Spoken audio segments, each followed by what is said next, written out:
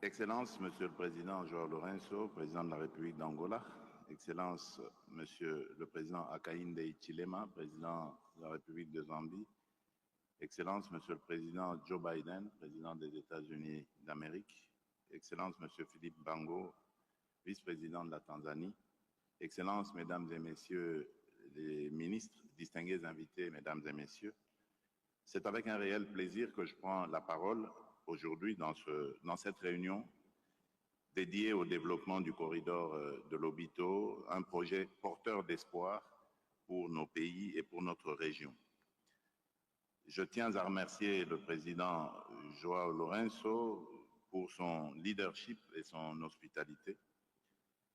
Le corridor de Lobito est bien plus qu'un axe de transport, c'est une opportunité unique d'intégration régionale, de transformation économique et d'amélioration des conditions de vie de nos concitoyens.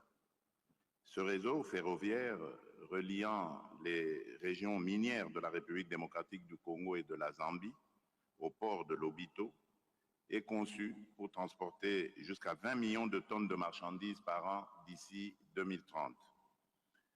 Le corridor de Lobito n'est pas seulement un projet d'infrastructure, c'est aussi un trait d'union entre nos trois pays, la République démocratique du Congo, la Zambie et l'Angola.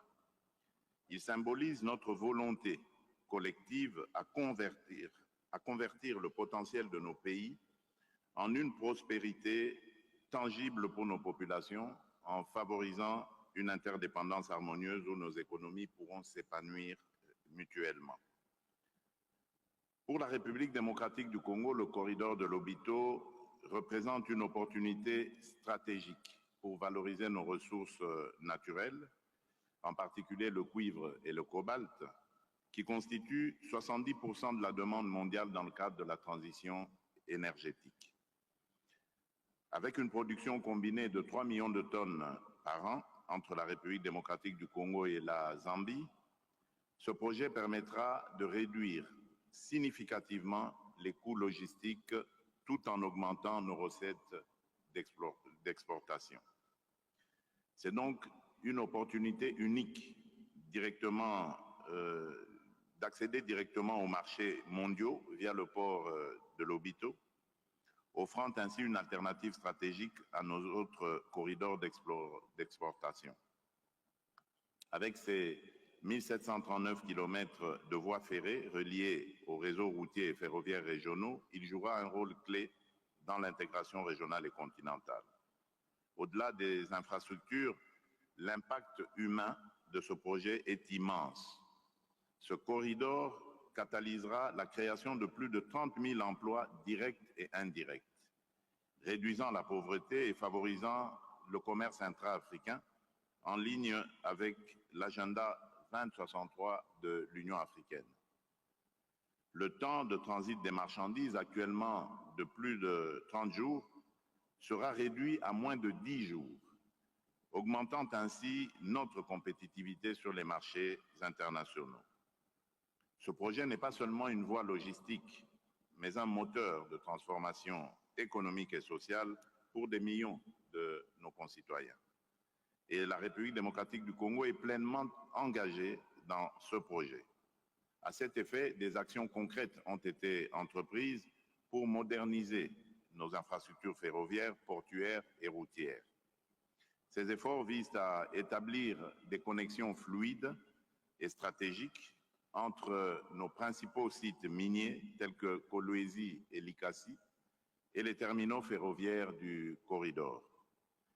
Parallèlement, nous avons placé la transformation locale de nos ressources naturelles au cœur de notre stratégie économique. Il est impératif que les richesses de notre sol contribuent directement au bien-être de nos populations. Cela passe par le développement de chaînes de valeur industrielle locales, ajoutant une valeur significative avant toute exportation.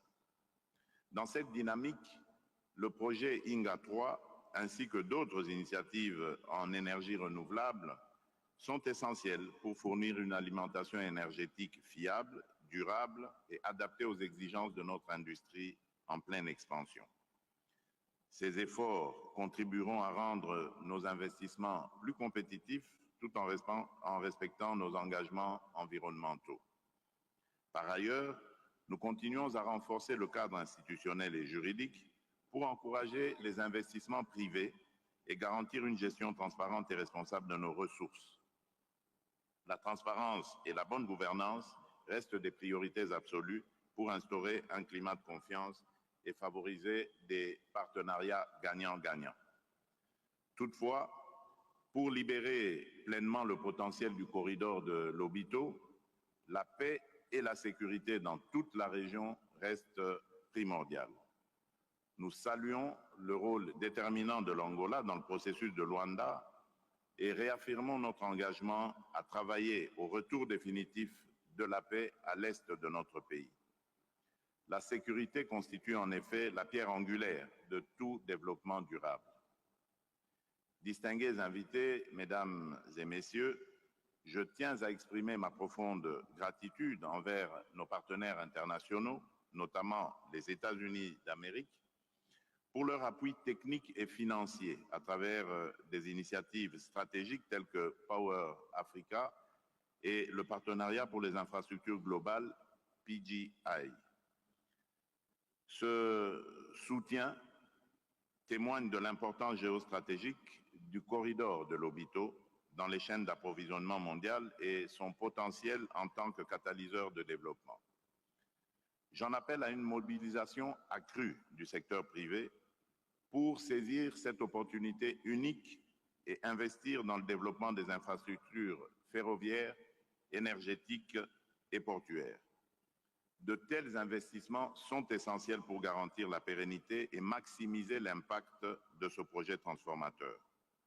Le corridor de Lobito est assurément un levier majeur de croissance, un modèle d'intégration régionale et une source de prospérité partagée. Je suis convaincu que, grâce à notre coopération et à notre détermination, ce projet dépassera toutes les attentes et changera durablement la trajectoire de notre région. La République démocratique du Congo est prête à jouer pleinement sa partition dans cette dynamique. Avec nos frères et sœurs de la région, nous avancerons, animés par une vision commune et une volonté inébranlable de construire un avenir meilleur pour nos peuples. Je vous remercie.